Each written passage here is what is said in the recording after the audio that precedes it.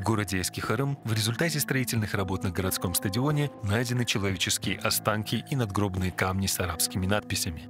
Предположительно, ранее здесь располагалось древнее мусульманское кладбище.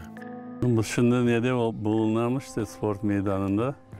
Bunda işte şimdi rekonstruksiya yaparlar. Ve işçiler bizim ballar edi işte Kırım Tatar balları.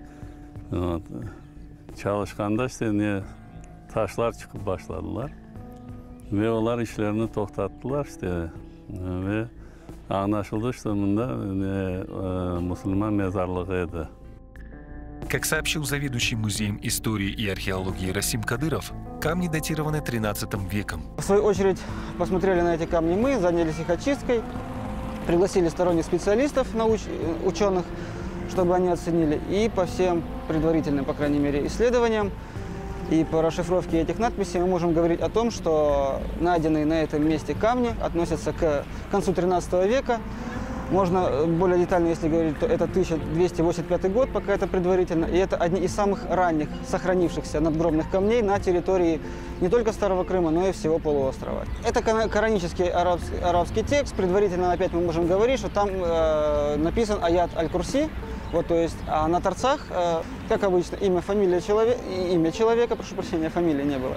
Имя человека, год и год, когда был установлен памятник. Именно благодаря тому, что изначально, пока еще специалисты расшифровывают первым делом год, как это одна из самых значимых деталей, мы полную расшифровку еще давать не можем. То есть все это предварительные данные, и они требуют подтверждения авторитетных ученых и исследователей. Реконструкция стадиона началась без согласования с Комитетом по охране культурного наследия. Во время работ часть исторических артефактов пострадала от ковша экскаватора. Belli oldu işte bunu işlerini başlayanlar razılıksız, razрешительный dokumentler bir şeyleri yok iken. İşte bu mesele böyle işte bugünden bugün. Yerli adamlardan eskiden yaşayanlarda bildik işte 65 seneleri bilen bunda bu meydanı doğrulaganda dünyanın baş taşları kemiklerini sorup taşlaganlar aşağı.